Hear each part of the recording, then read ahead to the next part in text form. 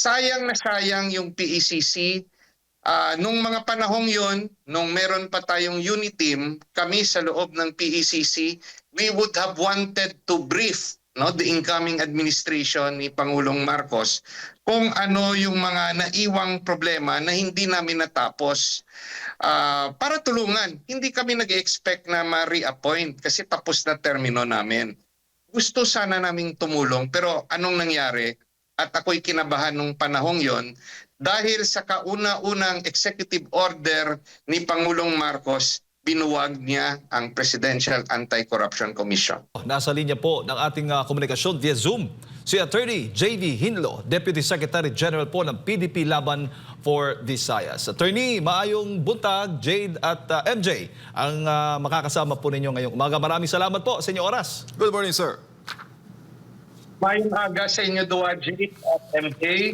Salamat sa inyong imbitasyon dito sa SMNI. Opo, Attorney, nako, napakainit po ng issue tungkol nga po dito sa maanumalyang flood control projects. Ano ba, una sa lahat, ang turing po ninyo? Ano bang reaksyon dating po para sa inyo ang isyung ito? Yung flood control project anomaly o controversies, isa lang yan sa mga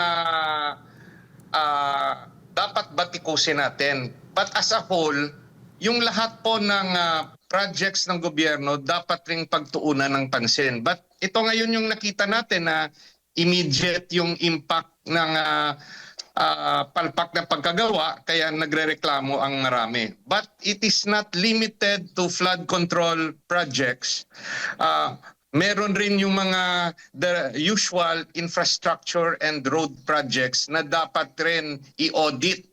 At sa tingin ko, yung problema, hindi lang yung kasalukuyang mga nakaupo, pero systemic na itong problema. Opo. Lumala lang. Opo, Attorney. Personally, sa karanasan po ninyo, lalo na po dyan sa Visayas, marami ho ba kayong nakikita, naoobserbahan na mga flood control projects? Mayroon bang mga ghost projects, flood control projects at mga sira-sirang flood control projects, Attorney? Particular na po dyan po sa banda ng Visayas.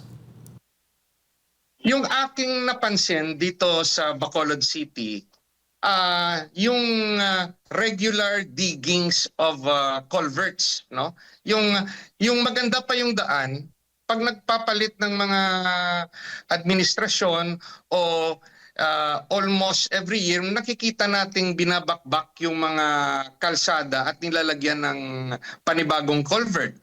Yung sa ngayon, nakikita ko ngayon yung lumang culvert na semento na ay pinalitan na naman ng plastic. So, kung titignan natin, never-ending yung paggagawa ng mga kalsada. And when you replace culverts, minsan, napansin ko personally na nag-iisip ako, nililinis ba nila yung sa loob ng mga culverts na ito?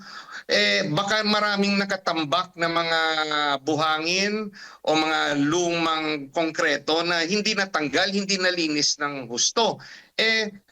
Paano yan? Pag bumara, di sira na naman at gagawa na naman ng bagong proyekto. Yung napansin ko, ayaw yata nila ng permanenteng solusyon para yung projects paulit-ulit at tayong mga sambayanan ang gagastos nito. Opo, isa po sa mga most recent na mga balita o mga naganap noong mga nakaraan, particular na noong Biyernes, August 22 po, ay may inaresto pong isang engineer o district engineer dyan po sa Batangas, DPWH district engineer, matapos nga makipagkita sa isang kongresista, kay Congressman Leviste. Nagkaroon po, nahuli po siya sa isang entrapment operation na tangkang suhulan ang kongresista ng nasa higit 3.1 million pesos na suhol, Attorney. Ano ba ang masasabi po ninyo hinggil po dito? Well, nahuli siya, no? Pero kung titignan natin ang sitwasyon, si Congressman Leviste yata yung pinakamayamang kongresista sa lahat, no? Meron akong nakita sa social media na he's a billionaire. by reason of his solar business. So, suhulan mo yan ng 3 milyon, sinsilyo yan sa kay Congressman Liviste, no? So, yung tanong, no? Isa lang yan sa simptomas. Paano naman yung mga ibang congressman, no? So, kung nangyari yan na walang hiya na sinuhulan ang isang bilyonaryo, na sabi ng report ay SOP raw, paano naman yung mga iba nating kongresista o mga senador? Meron rin kayang ganong patakaran. Paano natin mahuhuli kung hanggang mag-aantay lang tayo sa entrapment operation? Yung mga transaction hindi naman yan nakikita ng ating mga mata. Nangyayari yan sa dilim at sa pag-uusap ng mga partido. So, there should be a way to improve our anti-corruption drive. At yung isa, yung dati ko pang sinusulong, dapat amyendahan ang Data Privacy Act at Bank Secrecy Law para mabigyan ng kapangyarihan ng ombudsman na matignan ang mga properties at pera ng mga politiko. So that's one way, no? Another thing, dapat magkaroon ulit ng opisina na gaya ng Presidential Anti-Corruption Commission na aside from the Office of the Ombudsman, dahil po napakarami ng trabaho ng opisina ng Ombudsman, yung trabaho dati ng PACC is to investigate, no? Corruption, anomalies over appointed officials at yung mga conspirators nito. So, kahit let's say nasabi natin na yung jurisdiction ng PACC, of which I was once a commissioner, ay para lang imbestigahan ng mga appointive officials. Pero kung ito'y may project na konektado sa elected officials, pwede namin matignan yan kahit walang complainant. Because meron kami dating motu proprio power to conduct our own investigation. Sayang na sayang yung PACC.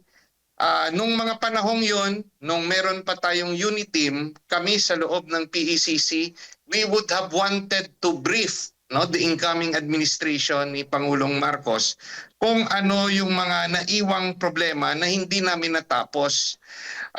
Para tulungan, hindi kami nag-expect na ma-reappoint kasi tapos na termino namin. Gusto sana naming tumulong pero anong nangyari? At ako'y kinabahan nung panahong yon dahil sa kauna-unang executive order ni Pangulong Marcos, binuwag niya ang Presidential Anti-Corruption Commission. Opo. Attorney, bilang isang abogado at syempre para na rin sa kaalaman ng ating mga kababayan, ano ba yung possible na kasong kakaharapin kapag ang isang opisyal ng gobyerno ay na-involve sa ganito pong mga kaso? Well, yung sa ngayon, yung narinig natin sa kay Pangulong Marcos, no, na yung gusto niyang batikusin at possibly ikasuhan ay yung mga contractors, no.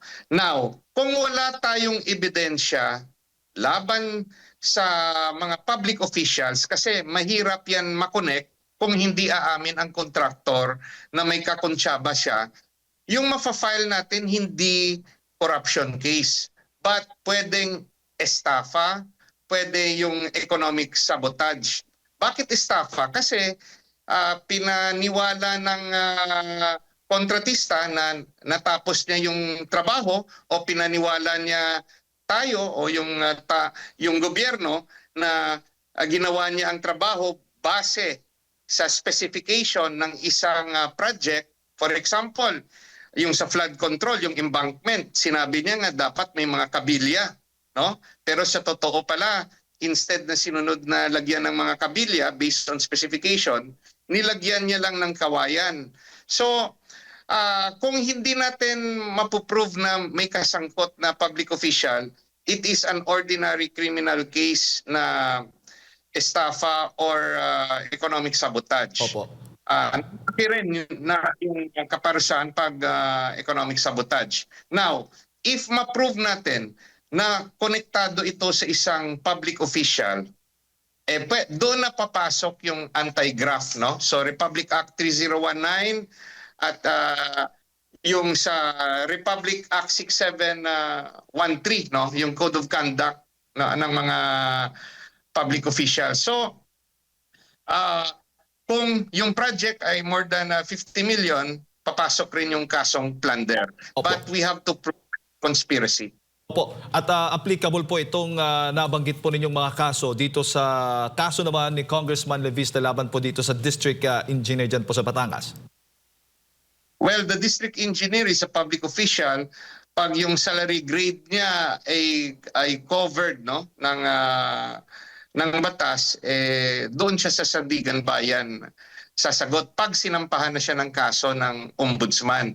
But there should be a complaint first filed with the ombudsman at yung ombudsman magdedetermine ng whether liable yung engineer na yon administratively at pag convicted siya administratively, permanently disqualified from service siya.